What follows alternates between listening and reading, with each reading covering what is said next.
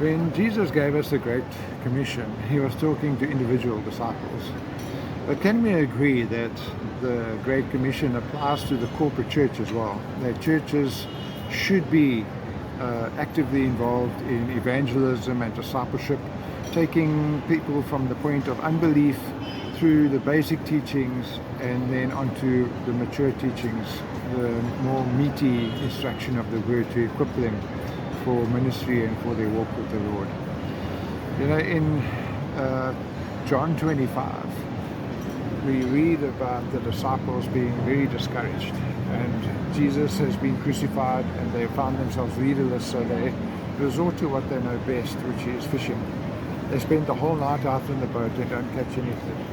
And the next morning they hear a man shouting to them from the beach, "Throw your net out on the right side." They do that, and the nets are full, and the boat nearly sinks, and they realize it was Jesus.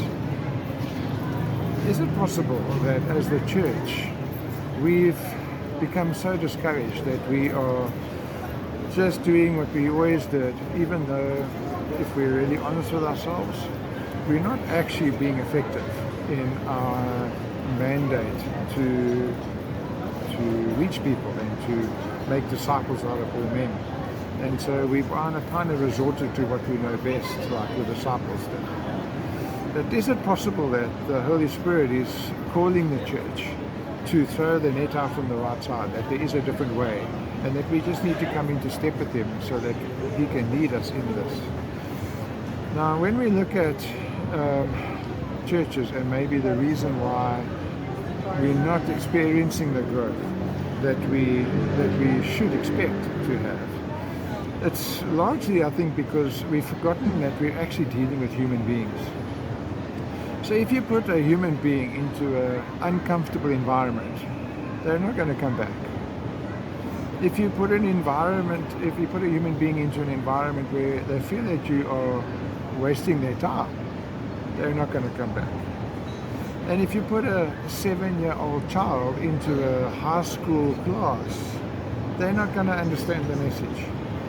And so while we have resorted to church being, well, church that's just church, where we are not necessarily clear on the objective of what we are wanting to achieve on a Sunday when we do our church service. Are we wanting to be evangelical? Are we providing a message for new believers, foundational truths about sin, the work of the cross, baptisms? Or are we talking about more meaty stuff that would be more relevant for mature believers? So if we are trying to do all of this in one environment, there's no ways that we are going to be able to keep everybody happy. Somebody is just not going to come back. And so if we persist in doing everything in one environment, we can't expect a better result. But what if the Holy Spirit is saying to us, we need to be more strategic and we need to create some additional environments to be more specific and to meet the needs of the specific target person that we are trying to reach in that environment. An environment for evangelism, an environment for foundational teaching, and an environment of community and more mature teaching to help people to once they've come past the initial stages, to grow in their maturity. When I came to the Philippines, I found that the pastors here were very serious about evangelism. Their people were out in the streets with their speaker, the microphone, and talking to people on the streets. And I asked them, well, is it effective? Are you finding that people are coming through to your services on Sundays and are becoming involved in your church? And they were honest and said that they weren't happy. It wasn't as effective, but they were continuing to do it because that's just what they did.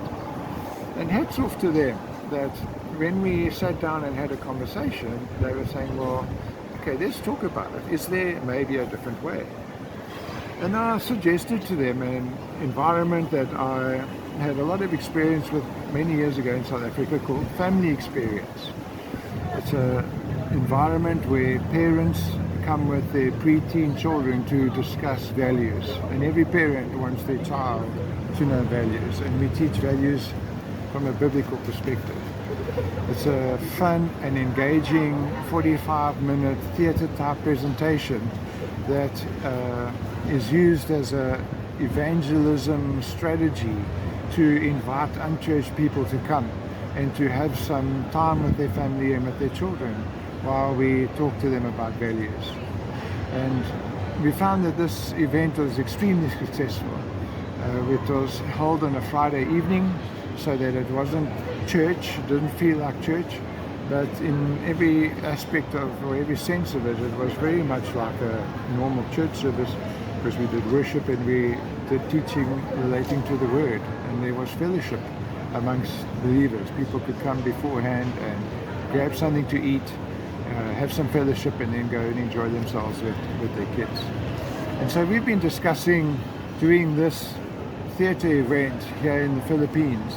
There's 2 churches that are currently working on an event that we want to present as a demonstration or to test the concept, with the belief that it will be well received in the community, and that as people invite the community, people in the community to come and to experience this event, that it will be something that will become a regular occurrence, maybe a monthly event where the church presents a different value and invites the people of the community to come. But it won't end there, because we still need a few more steps. Once we've built relationship with the community through the family experience, our next step is going to be to invite them to come to an environment when they can discuss the basic principles of the Bible, foundational teachings. And that would have to be a predictable, engaging experience as well, where they can learn the basic truths about the Bible, or about what Jesus did on the cross, what the effect sin has in our lives. And so that will be a different environment that we need to still give some more attention to. And then there will be the normal church environment that the mature believers would be reluctant to give up, because that's kind of their environment. They've been doing it for years.